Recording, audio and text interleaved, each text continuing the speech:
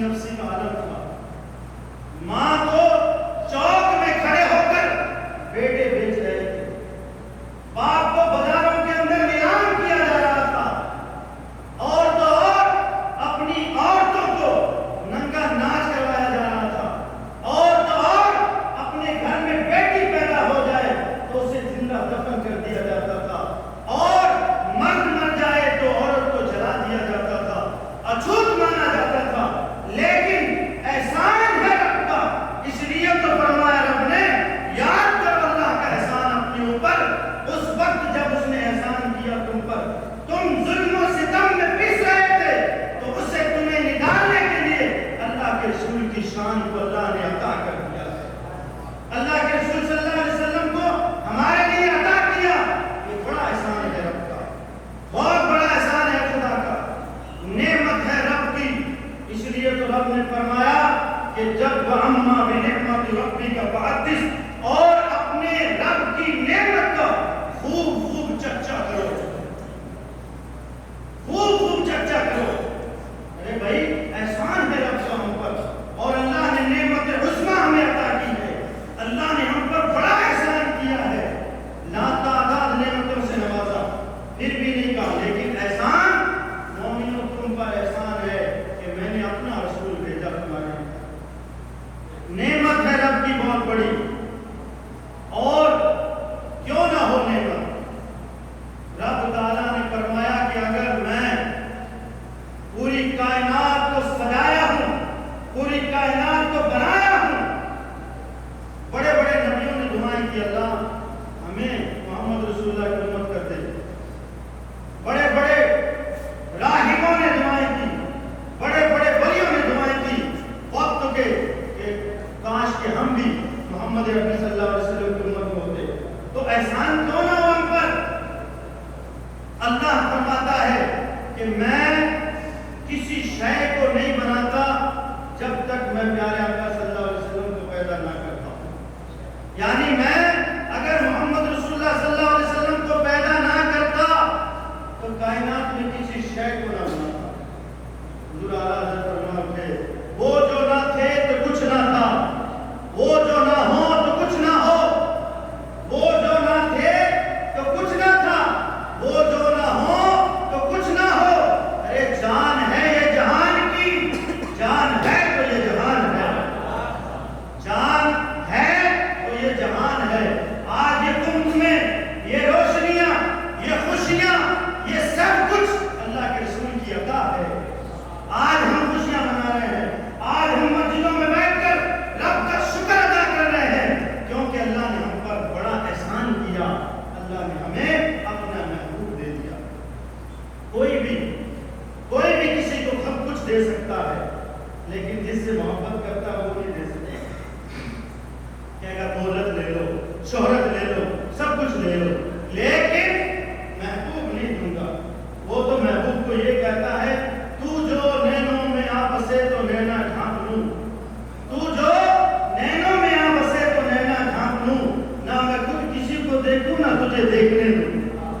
محبوب تو یہ کہتا ہے کاش کہ تو میری آنکھوں میں آ بسے، میں اپنی آنکھوں کو بند کر دوں، نہ میں خود کسی کو دیکھوں نہ تجھے دیکھنے دوں، بس میں دیکھوں اور تجھے دیکھتا رہوں. تو احسان عظیم کیوں نہ ہو، رب کا احسان ہے ہم پر کیونکہ اپنا محبوب جو ہمیں عطا کر دیا. کیا ہے سبحان اللہ. محبوب دیا کہ نہیں؟ بولو بھائی مقدر والے ہم لوگ. اے سنی مجددی مسجد کے جتنے بھی مقتدی ہو، مقدر پوری مسلم امت ناز کرے اپنی مقدر پر. یا اللہ نے ہمیں چنا، اللہ نے ہم پر احسان کیا کہ اپنا محبوب عطا کیا. احسان ہے رب کا. کیونکہ دوستو نفسی نفسی کا عالم ہوگا کل قیامت کے دن. کل قیامت کے دن ہر آدمی ہائے ہائے میں لگا ہوگا. لیکن سرکار قربان جائیں پیارے آقا صلی اللہ علیہ وسلم پر کہ اللہ کے رسول صلی اللہ علیہ وسلم نے کل قیامت کے دن بھی پیدا ہونے سے پہلے بھی اور زندگی میں بھی کبھی غار ثور میں کبھی غار حرا میں، کبھی جنگل میں، کبھی صحرا میں، کبھی ادھر، کبھی لڑائی میں، کبھی جنگ میں، ہر ٹائم امت کو یاد کیا ہے،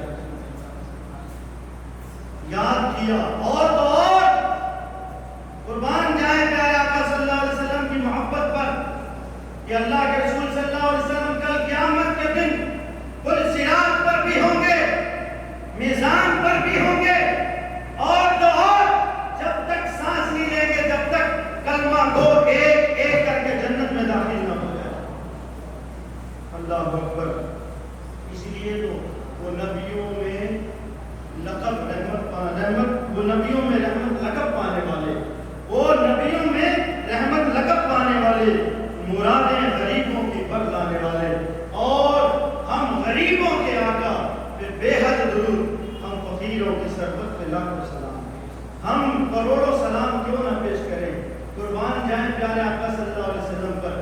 ہم خوش قسمت ہیں، ہزارہ خوش قسمت ہیں دوستو، اللہ کے رسول صلی اللہ علیہ وسلم نے، اور پیدا ہونے کے بعد اللہ کے رسول صلی اللہ علیہ وسلم، حضرت حلیمہ سعدیہ فرماتی ہیں، حضرت آمنہ رضی اللہ تعالیٰ عنہ فرماتی ہیں کہ جب پیارے آقا صلی اللہ علیہ وسلم پیدا ہوئے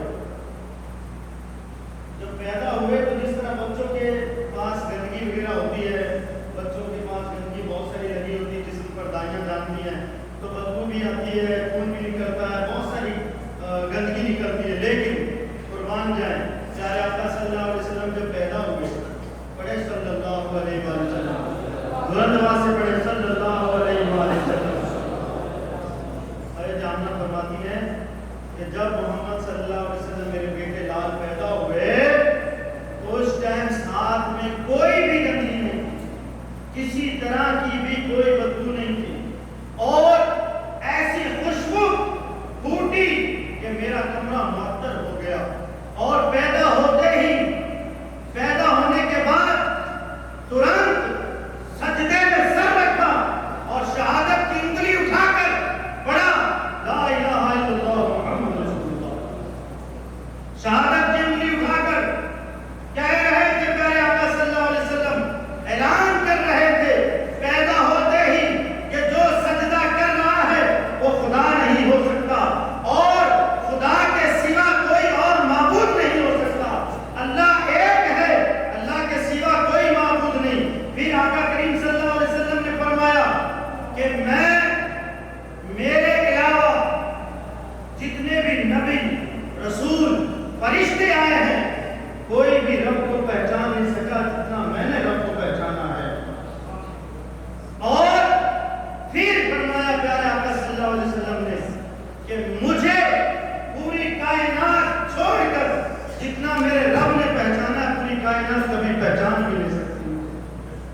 پھر پیارے آقا صلی اللہ علیہ وسلم نے فرمایا یا ابا بکر لم یعرفنی حقیقتا سوا ربی، اے میری حقیقت کو میرے رب کے سوا کوئی نہیں جانتا، اے ابو بکر میری حقیقت کو میرے رب کے سوا کوئی نہیں جانتا۔ تو قربان جائیں، کیوں نہ ہم خوش ہوں، کیوں نہ ہم گمگمے لگائیں، کیوں نہ ہم میلاد بنائیں، کیوں نہ ہم نعرے لگائیں، کیوں نہ ہم اپنے گھروں کو سجائیں، کیونکہ اللہ کا احسان ہے ہم پر، اللہ کا احسان ہے کہ اس نے ہمیں نعمت عظمیٰ عطا کی ہے، کیونکہ ہمیں چنا ہے، اور قربان جائیں کہ ہم اللہ کا احسان ہے ہم پر کہ ہم امت محمدیہ میں پیدا ہوئے ہیں۔ اللہ رب العزت کا لاکھ لاکھ شکر ہے، اللہ رب العزت نے ہمیں احسان، بہت بڑا احسان اللہ رب العزت کا ہے کہ اس نے ہمیں نوازا ہے۔ دوستو، جب پیارے آقا صلی اللہ علیہ وسلم کی ولادت ہوئی، میں نے نعمت عظمیٰ گرا دی کہ جو کہتے ہیں کہ یہ وہ فالتو چیزیں کہ میلاد کیسے، کیوں منانا چاہیے، کیوں منانا چاہیے بھائی اس لیے، تو میں کہتا ہوں کہ میں کبھی نہیں کہتا ہوں کہ میلاد بنا یا میں حقیقت بیان کروں گا، کیوں؟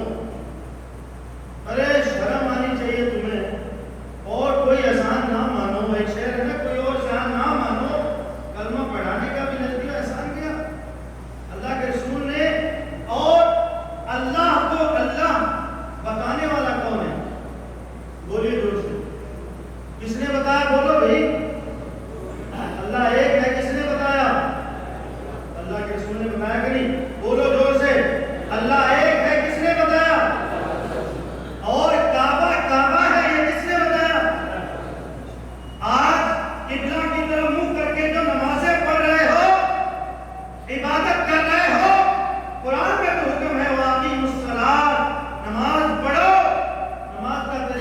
نے بتایا؟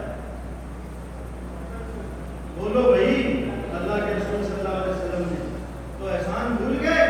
آج نمازی بن گئے، 4 دن کا چلا کاٹ لیا تو مفتی اس سے بڑا کوئی نہیں۔ آج تو اس طرح کے حالات ہو گئے ہیں کہ جو عمرہ پڑھ کے آیا تھا عمرہ، وہ کہتا ہے کہ سارے کافر ہو گئے، میں ہی مکمل مسلمان۔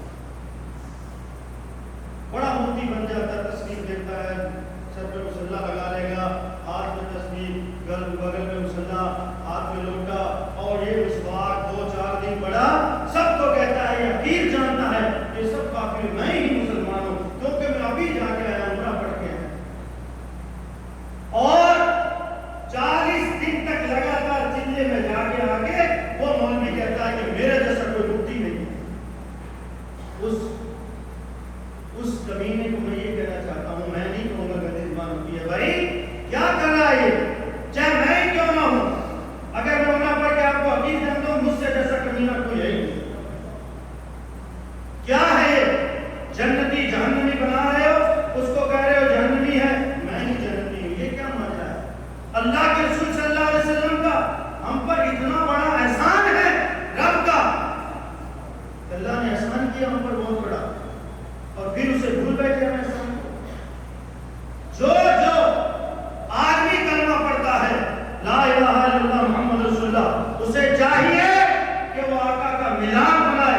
جو آقا کا ملاد نہیں بناتا وہ مسلمان نہیں ہو سکتا، وہ مکار ہے، غدار ہے، وہ نہیں ہو سکتا، وہ بکواس کرتا ہے، خالی توحید کے ڈنکے بجاتا ہے۔ اسے کہیے کبھی پوچھ کر توحید کا درس مجھے کس نے دیا ہے؟ کبھی پوچھو تو صحیح اس سے کہ تجھے توحید کا درس دیا کس نے؟ پیارے آقا صلی اللہ علیہ وسلم نے بتایا درس، اسے بھول کر تو ڈنکے بجا رہا ہے۔ ولادت کرائیں گے انشاءاللہ، کہیں انشاءاللہ آقا کا میلاد زندہ باد۔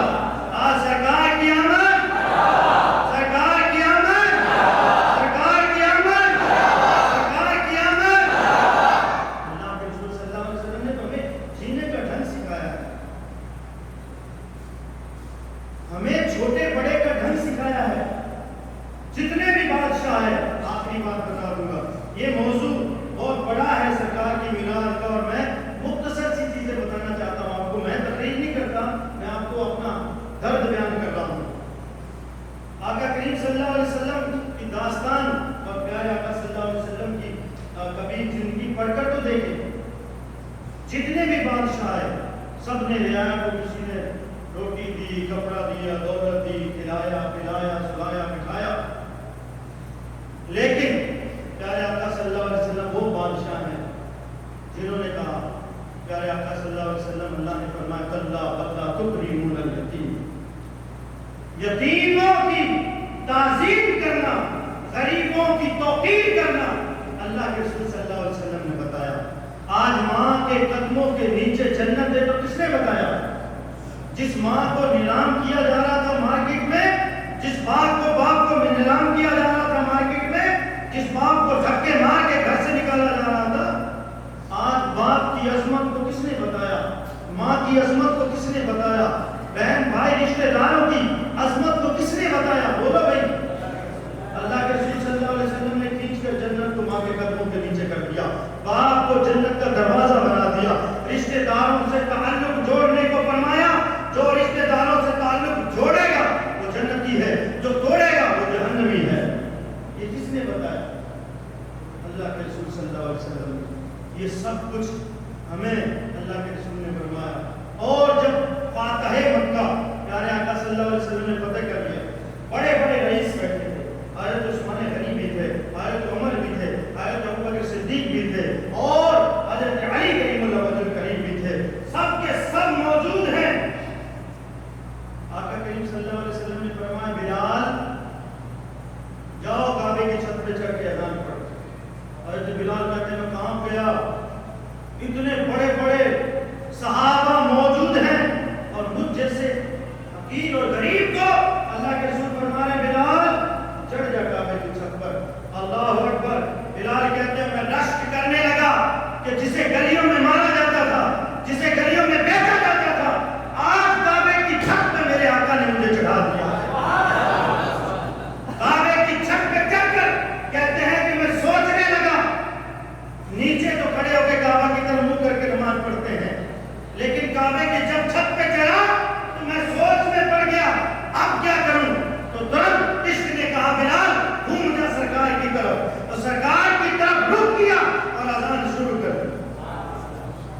ہیں کہ طواف پیارے آقا نے شروع کر دیا تو کہتے ہیں کہ حضرت بلال نے بھی گھوم گھوم کے اذان پڑھنا شروع کر دیا. جدھر جدھر آقا جائے ادھر ادھر بلال کا چہرہ نظر آتا. بلال ادھر ادھر چہرہ کرتے چلے گئے. بلال ادھر ادھر